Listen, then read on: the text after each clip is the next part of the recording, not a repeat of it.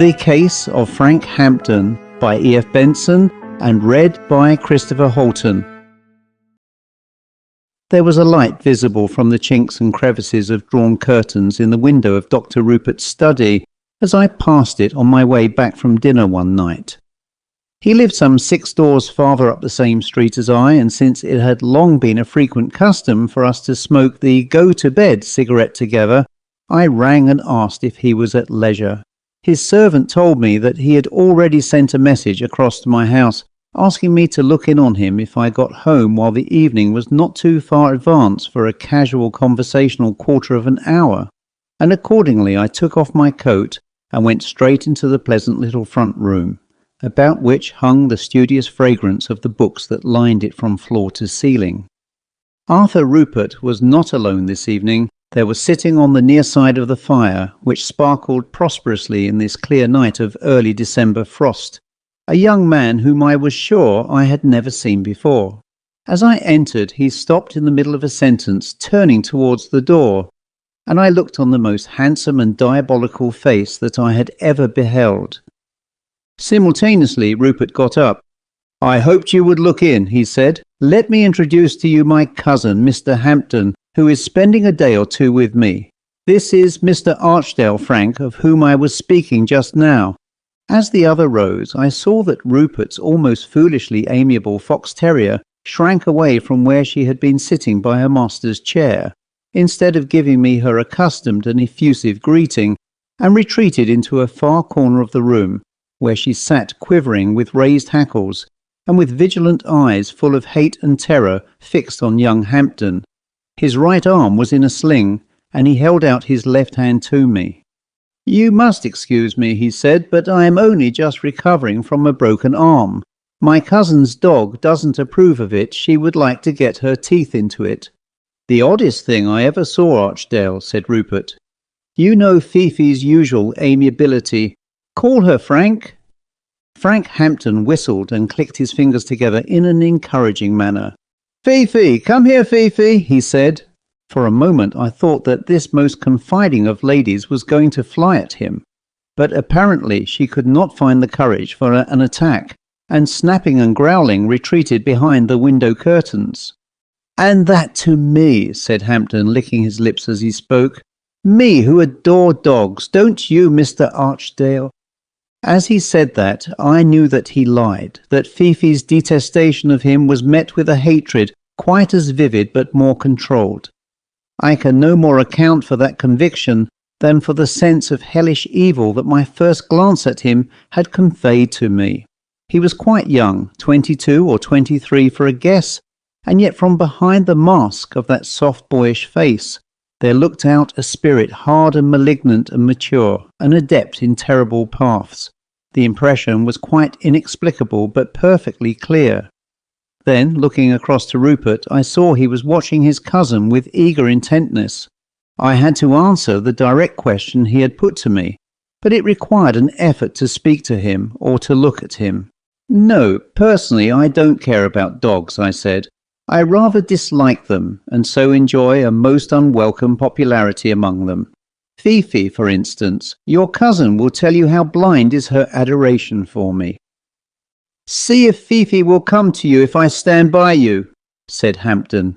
Fifi had half emerged from her ambush behind the curtains, and I called to her, but she would not leave the retreat where her rage and terror had driven her. She gave a little apologetic whine as if to signify that I was asking an impossible thing, and beat with her stumpy tail on the carpet. "Now go back to your chair again, Frank," said Rupert. Fifi needed no further invitation when he had left my neighbourhood. She bundled herself across the room to me, her thin white body curled like a comma, wriggling with delight and making incomprehensible little explanations of her previous conduct. But the moment that Hampden moved in his chair, she bolted away from me again. He laughed and got up. "Well, I think I shall go to bed now that you have come to keep Arthur company," he said. "By the way, where's your cat, Arthur? I haven't seen her about all day." He was facing sideways to Rupert as he spoke, and I noticed that he did not turn his head towards him. This gave a certain casual cursory tone to his question, making it appear a mere careless inquiry. "I haven't seen her either," said Rupert. "Perhaps after taking counsel with Fifi, she has thought it prudent to fly from your baleful presence. Good night, Frank. Can you manage for yourself with your bandaged arm, or shall I come and help you?" "Oh, I'm all right, thanks," he said. "Good night. A kind good night, Fifi. We shall be good friends before long." Arthur Rupert had retired some 2 years before from regular medical practice, in which, as all the world knows, he was undoubtedly the first authority on disease and aberrations of the brain and nervous system, devoting his attention more particularly to those riddles of obscure and baffling disorders to which he so often supplied strange and correct answers. He was possessed of an ample competence, and so, finding that his large professional practice did not permit him the leisure which was necessary for these exploratory studies, he had, though always willing to be consulted by his colleagues, thrown up an active career for one of research. He wanted to learn rather than to practice, and without precisely mistrusting the methods which had earned him so brilliant a success, had inferred the presence of huge fields of the unknown, huge expanses of further possibilities which would perhaps put utterly out of date the most advanced of theories and treatments hitherto recognized in his profession. At the time of his retirement he had once talked to me about the uncharted seas onto which he proposed to push forth. "The most advanced of actual practitioners," he said, "are but groping in the dark on the threshold of real knowledge, feeling for the handle, fumbling for the bell. At the most, that is to say, in cases of brain disease and nerve disorder, we try to get at the mind of the patient and influence that so that it, not we, may exert its healing power and cure the imperfect functioning of the material part. Of course, that is a tremendous step forward when we look at what medical science was 20 years ago, when doctors prescribed tonics to heal the physical damage caused by a disordered mind. But mind itself is but a very subordinate denizen in that house of mystery which we call man. Mind is no more than the servant who comes to the door and takes your hat and coat and tells you in a word or two how the patient has been. Mind is not the master of the house whom you have really come to see, and who sits there alone, mortally sick perhaps, and in terror and darkness, for the master of the house is the spirit. We have got to examine him before we can touch the source of these diseases. For the farther that science advances, the more certain it is that there is a master sitting within to whom the mind is only the servant. As for the body, the tissues, the nerves, the grey matter, what shall we say that is? Why, it's no more than the servant's clothes, his jacket, or his boots. I'm not going to stay talking in the hall to mind the servant any longer. I shall leave him there and go straight up to the sick chamber. I shall be called all sorts of names, charlatan, spiritualist, what you will, but I don't care 2 straws about that. Besides, I know quite well that my colleagues will still be glad to call me in when they are puzzled, and I hope to be better equipped to help them.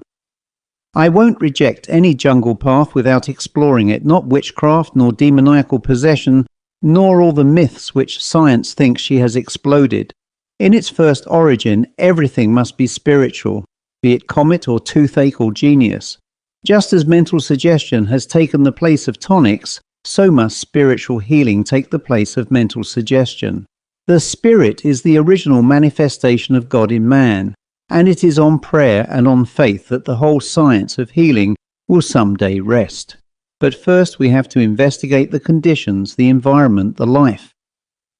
For these 2 years, then, which had followed his retirement, Rupert had given himself to these studies of occult and spiritual influences, learning about the healing powers contained in mental suggestion, and trying to get behind that into the more elemental and essential mysteries of man, leaving the servant, as he had said, in the hall of the house, while he went further into the presence of the master of the house. Often during these go-to-bed cigarettes that multiplied themselves into the night, he told me tales that did not make going to sleep any easier. Nothing was too extravagant for his investigations. Witchcraft, spiritualism, Satanism, the healing touch, and above all, demoniacal possession were the subjects of this study that went deeper into the human organism than mind. There was no myth or exploded superstition that he did not examine to see whether the explosion had been complete and shattering, or whether among the debris there did not remain some grains of solid stuff that was still solid, though science had affirmed that a puff of scattered smoke was all that was extant. Consequently, this evening, when Frank Hampden had gone to bed, I was quite prepared to find that Rupert had something to tell, some guess to hazard that had illumined his inquiries, the more so indeed because I had not seen him for some dozen nights.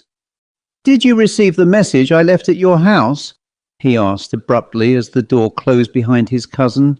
"No, I haven't been home, but your servant told me you had asked me to come in," said I. "Yes, I did. You have done just what I wanted.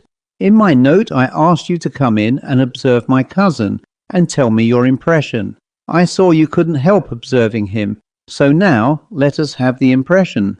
"Quite frankly, all," I said. "Of course." "I never saw anyone so utterly terrible," I said. "Terrible? Exactly how?" he asked. The very intensity of my feeling about Hampden blurred the outline of it, and I paused trying to put a definite shape to it. "Incomparably terrible," I said. "Murderous, I think. Murderous for the fun of it. I felt like Fifi." "I saw you did," he said, "and I suspect you are right, you and Fifi." He walked up and down the room once or twice, then sat down with the air of settling himself. "Did you hear him ask about my cat?" he said. "He killed her last night. He buried her in the garden." There was a grotesqueness, a ludicrousness even in this after the talk of murder, but that only added horror to it. "What do you mean?" I asked. "Precisely what I say. It so happened that I slept very badly last night because, as a matter of fact, I was thinking about Frank and wondering if I was on the horrible track which would show me what ailed him. About 3 in the morning, I heard the door into the garden being opened. The window of my bedroom, which was open, is just above it. The idea of burglars occurred to me, and without turning on my light, I went and looked out. There was bright, clear starlight, and I saw Frank come out of the house carrying something white in his arm. He put it down to fetch a spade from the tool house, and I saw what it was. He dug up a couple of plants with lumps of soil round their roots, working slowly, for he could only use one arm. He buried the cat in the excavation and very carefully replanted the Michaelmas daisies over it. Then, more terribly yet, he knelt down by the grave and I could hear him sobbing." "Sobbing?" I asked. "Yes, what he said tonight is, or was, perfectly true. He used to be devoted to dogs and indeed all animals, especially cats. Now last night, out in the garden, he was in his dressing gown. Well, when he came down to breakfast this morning, he said his nose had been bleeding rather severely. He was uneasy about it, and I went up to his bedroom and found a good deal of blood in his slop pail. His dressing gown was lying on his bed, and there too was more blood and a quantity of cat's hairs. I told him not to think about it any more. There was nothing in the least alarming, and when he had gone out, in order to make quite sure, I dug up the Michaelmas daisies for the second time. Below I found the body of my poor cat. He had cut its throat. He would kill Fifi if he could. He is longing to." "But the fellow is a fiend," said I. "For the present he is a fiend, or something very like it. He used not to be until the day on which he broke his arm. Pray God he will cease being what he is." "Till the day he broke his arm?" I asked. "Yes. Now, do you want to hear the wildest and most extravagant tale, which I believe to be literally and awfully true?" "Concerning this?" I asked. "Of course. Also, are you disposed to sit up late tonight? There may be some confirmatory evidence about my story.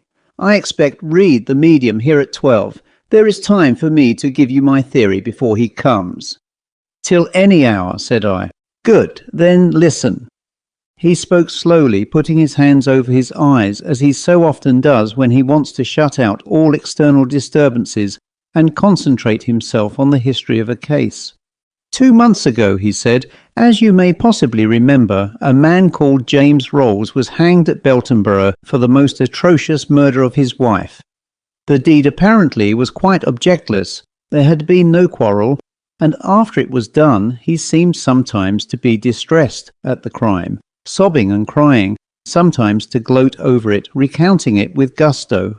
There was no question whatever about his guilt, only about his sanity, and with regard to that, these fits of remorse and enjoyment might be assumed in order to produce the impression that he was not accountable for his actions.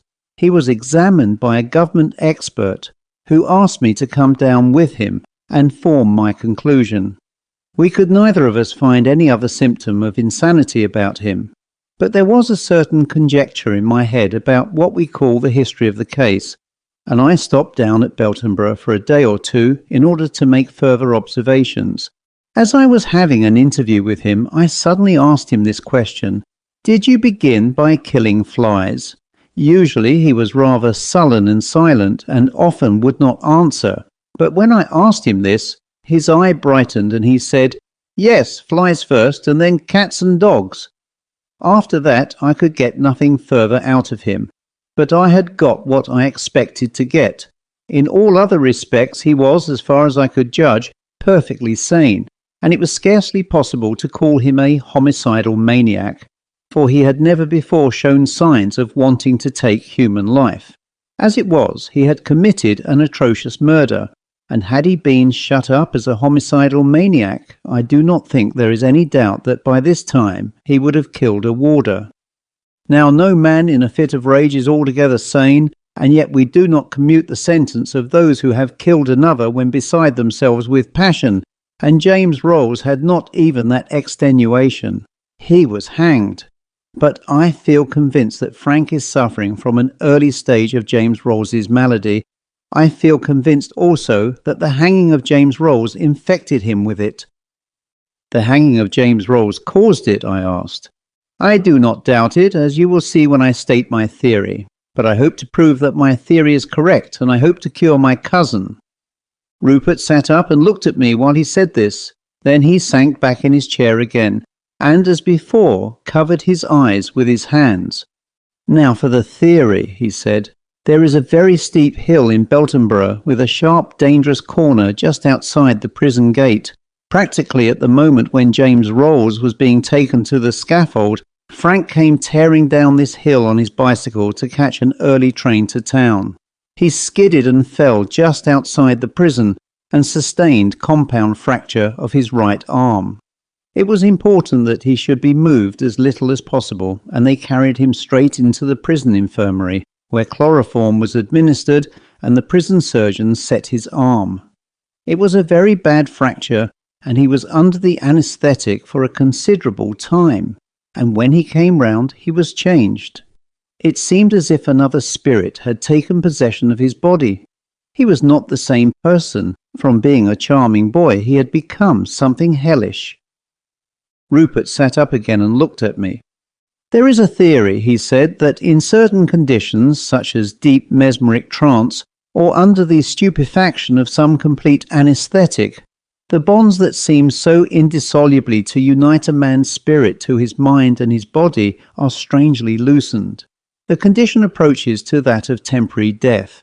Often under an anaesthetic the beat of the heart is nearly suspended, often the breathing is nearly suspended, and this happened to Frank under chloroform that morning. The connection between his spirit and his body was loosened. There is another theory which you must consider also. It is proved, I think, beyond all doubt that at the moment of death, particularly of sudden and violent death, the spirit, though severed from the body which it has inhabited, does not at once leave its vicinity, but remains hovering near to its discarded tenement, from which it has been expelled. Well, at that hour when Frank's spirit was maintaining but a relaxed hold on his body, another spirit, violent and strong, was close at hand, a spirit that had just been disembodied. and I believe the spirit of James Rolls entered and took possession. I felt then what I have felt before and since, namely some stir of horror in my head that made my hair move. You can often see it in dogs, I had seen it tonight in Fifi, when terror or rage erects their hackles. But the experience was only momentary, and the flame of this thing, its awful and burning quality, licked hotly round me. "And how is Reed to help?" I asked. "He may be able to test for us part, at any rate, of my theory," said Rupert. "He is an extraordinarily powerful medium in the way of producing materialized forms of spirits, and I believe him to be honest and high-minded. Now, if Frank's body is possessed by this murderous spirit, it is at least possible that Frank's own spirit, now unhoused and evicted, will be hovering near its rightful habitation. We will ask if the spirit of Frank Hampden is here. We will ask if it can assume material form. If Reed can produce this materialization, it will doubtless wear the appearance of Frank. We will try anyhow. Ah, no doubt that is Reed." A very gentle tapping sounded on the front door just outside the room, and Rupert got up.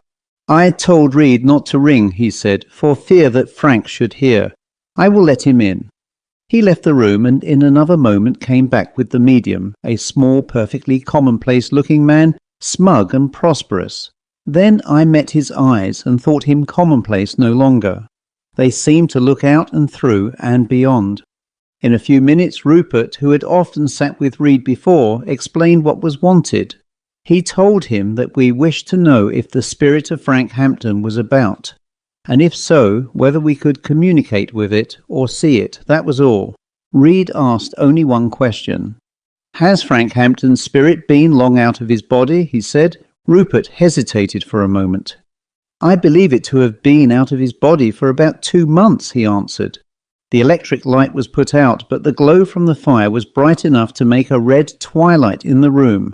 I could clearly see the profile of the medium, black against that illumination, the back of the chair in which he sat, the full face of Rupert, glints of reflected light on the glass of pictures, and with a perfect distinctness, Fifi, who had curled herself up on the hearthrug. Almost immediately the medium went into trance, and I saw his head bowed over his chest, and heard his breathing, which had been short and panting as he passed into unconsciousness, grow quiet again. How long we sat there in silence, without anything supernormal occurring, I do not know, but it appeared to me not to be many minutes before a very loud rap sounded from the table, which began to quiver under our hands. Then Rupert asked, "Is the spirit of Frank Hampden here?" There was the assent of 3 raps. "Shall we be able to see you?" he asked. There were 2 raps, and after a pause, a third. Again we sat in silence, this time for a much longer period, and I think the clock on the mantelpiece twice chimed the quarter hour. Then from the direction of the door there blew across the room a very cold current of air, and the curtains in the window stirred with it. Fifi, I imagine, felt it too, for she sat up, sneezed, and drew herself a little nearer to the fire. Simultaneously I was inwardly aware that there was somebody in the room which had not been there before. It had not entered through the door, for when the current of air began to blow I looked at it, and certainly it had not opened. Then Rupert whispered, "Look, it is coming." The medium's head had fallen back, and over his chest in the region of the heart there appeared a faint luminous area, inside which there was going on some energy, some activity. Whorls and spirals of grey, curling and intertwining and growing thicker and extending, began building themselves up in the air. For some little while I could not make out what it was that was thus taking shape in the red twilight. Then, as the materialization progressed, it defined itself into a human form swathed in some misty and opaque vesture. At the top, above shoulders now quite formed, there rose the outline of a head. Features growing every moment more distinct fashioned the face of it, and pallid and silent, fading into darkness below, stood the head and torso of a human being. The face was clearly recognizable. It was scarce an hour since I had looked on those features, but it wore so heartbroken an anguish in the curves of that beautiful mouth, and in the tortured eyes, that my throat worked for very pity and compassion. Then Rupert spoke. "Frank," he said. The head bowed, the lips moved, but I heard nothing. "Why are you not in your body?" he asked. This time there came a whisper just audible. I can't, he said. "Someone is there, someone terrible, for God's sake help me." The white agonized face grew more convulsed. "I can't bear it," it said. For God's sake, for God's sake." I looked away from that face for a moment to the hearthrug, where a sudden noise attracted my attention. Fifi was sitting bolt upright, looking eagerly upwards, and the noise I heard was the pleased thumping of her tail. Then she came cautiously forward, still gazing at the image which an hour before had driven her frenzied with rage and terror, uttering little anxious whinings, seeking attention. Finally she held out a paw and gave the short whisper of a bark with which she demands the notice of her favourites. And if I had been inclined to doubt before, I think that I would now have been convinced that here in some inscrutable manifestation was the true Frank Hampden. Once more Rupert spoke. "I will do all that man can do, Frank," he said, "and by God's grace we will restore you." The figure slowly faded, some of it seemed withdrawn back into the medium, some to be dispersed in the dusk. Before long, Reed's breath again grew quick and laboured as he passed out of trance, and then, drenched with sweat, he came to himself. Rupert told him that the seance had been successful, and then, turning on the light again, we all sat still while the medium recovered from his exhaustion. Before he left, Rupert engaged him to hold himself in readiness for a further seance next day, in case he was telephoned for. And when he had gone, we drew up our chairs to the fire, while Fifi went nosing about the room as if searching for traces of a friend. For a long time, Rupert sat in silence, frowning heavily at the fire, asking me some questions from time to satisfy himself that our impressions had been identical. Then he appeared to make up his mind. "I shall do it," he said. "At least I shall make the attempt. That was Frank whom we saw just now. Up to that point my theory is confirmed. Of course, there's a risk. There's an awful risk. But, Archdale, wouldn't anybody take any risk to cure the anguish we looked upon? That was a human spirit, man, disembodied but not dead. And it knows that its earthly habitation is being defiled and profaned by that murderous occupant. It sees the horrors that its own hands work. The brain that was its pleasant servant is planning worse things yet. I can't doubt that this is so. No reasonable man can doubt so incredible and so damnable a thing. But if the struggle that there must be is too much for the body that we seek to free, good Lord, what a tale for a coroner's inquest." "You mean that you risk your cousin's death?" I asked. "Necessarily. Who can tell what will happen? But that is not all. For of what nature is the spirit which we hope to expel from that poor lad's body? A strong and a desperate one, or it could never have taken possession of it. It will cling with all its force to the tenement which it has usurped, and if we drive it out, if God helps us to do that, what awful and evil power will once more be abroad? But we can't help that. There is holy justice and reparation to be done, and we can't count the cost. Now let me think again."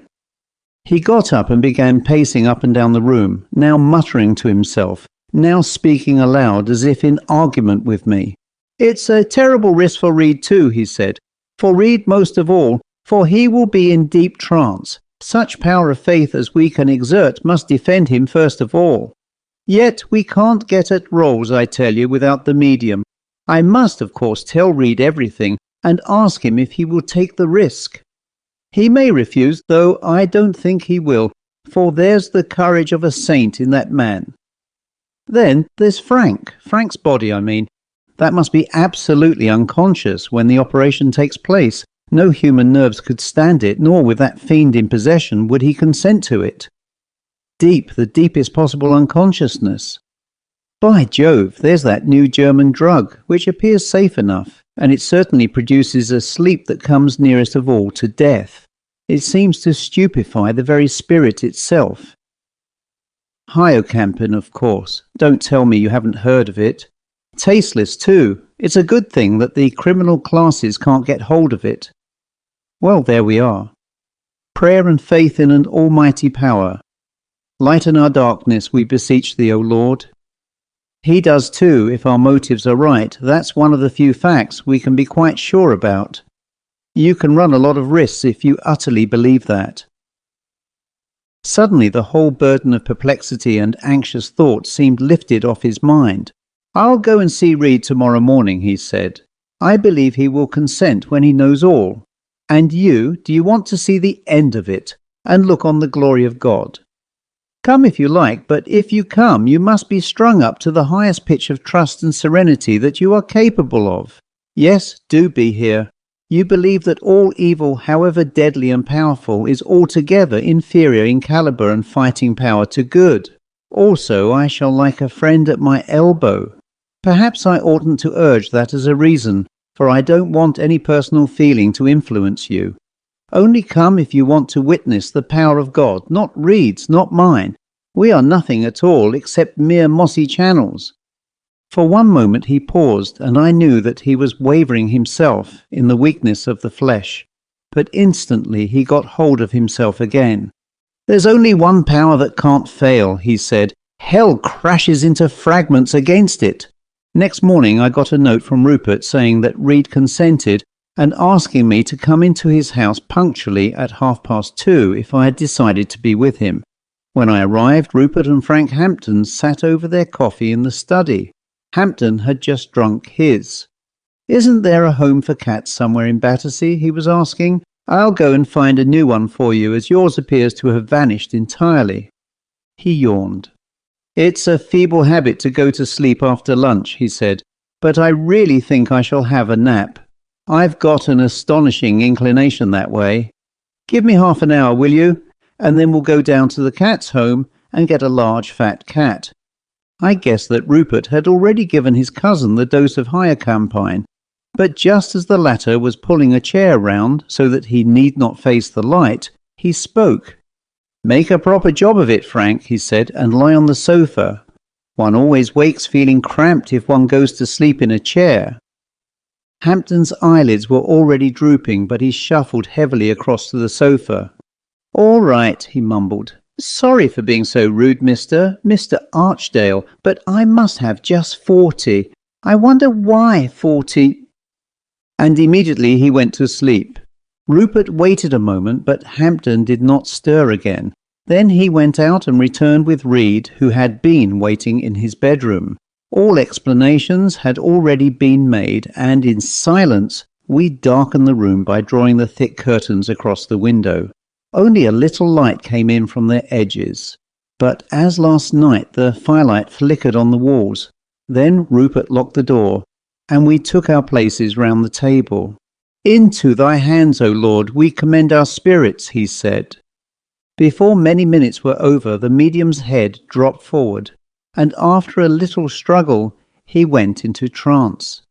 The spirit of James Rolls, said Rupert. In the silence that followed, I could hear the slow breathing of Hampden as he slept in that remote unconsciousness. A chink of light from the window fell full on his face, and I could see it very distinctly. Then I heard him breathing quicker, and a shudder passed through him, shaking the sofa where he lay. His face, hitherto serene and quiescent, began to twitch. He can't wake, whispered Rupert. I gave him the full dose. Then, not from the door at all, but from the direction of the sofa, there came an icy blast of wind, and simultaneously a shattering rap from the table.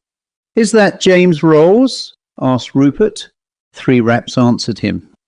Then, in the name of God, said Rupert in a loud, steady voice, come from where you are and be made manifest. Suddenly Hampden began to groan. His mouth worked and he ground his teeth together. A horrible convulsion seized his face, a distortion of rending agony, like that which sometimes seizes on a dying man, whose body clings desperately to the spirit that is emerging from it. A rattle and a strangled gulping came from his throat, and the foam gathered on his lips. "It is there that you are, James Rolls," said Rupert in a loud voice of exultation. "In the name of God, come out!" The convulsions redoubled themselves. The body writhed and bent like that of a poisoned man. Then, round the face, brightest about the mouth, there formed a pale greenish light, corrupt and awful. It began to wreathe itself into lines and curves, weaving and intertwining. It grew in height like a luminous column built without hands in the darkness. It defined itself into human form, until in the air just above the recumbent body it stood complete. With its emergence, the convulsions and the groanings subsided, and at the end, when this wraith in semblance of a swathed man, with a face of such murderous cruelty that I shuddered as I looked at it, stood fully fashioned and finished, the body of Frank Hampden lay quite still, in that sleep which was nearest of all to death. Then Rupert's voice spoke again, clear and peremptory and triumphant. "Begone, James Rolls!" he cried. Very slowly the materialized spirit began to move, floating like a balloon in an almost windless air. Slowly it drifted towards us, with its eyes fixed on the unconscious medium and alight with awful purpose, its mouth curled into some sort of hellish smile. It came quite close to him, as if sucked there, and the edge of its outline began to extend towards him, a feeler, as of a little whirlpool of water drawn down into a sink, till the end of it just touched him. "In the name of the holiest and by the power of the highest," shouted Rupert, "I bid you go to the place that he has appointed for you." Then, I can only describe what happened by saying that some shock, blinding, deafening, overwhelming every sense, shook the room. It leaped into a blaze of light, a thunder of sound rent the air, and yet I knew that all this came from within, was the echo of the spiritual crisis that raged round us, made manifest to the bodily sense, and silence as of the frozen polar night succeeded. Then, once again, a light began to be built up over Hampden's body that lay utterly still beside the curtains. It fashioned itself, but only very faintly, into the outline of a man, and this seemed to be drawn inwards and absorbed by that motionless figure. We waited till it had disappeared altogether. The medium stirred and struggled. "It is over," he said, and laid his head on his arms. Rupert got up and drew back the curtains. From outside the door came scratchings and whinings, and presently he unlocked it and let Fifi in. She saluted everybody in her exuberant fashion, then came to the sofa, sniffed and jumped up on it, wagging her tail. It was not till late in the afternoon that Frank Hampden came to himself. A beautiful spirit looked out of those jolly boyish eyes. The end.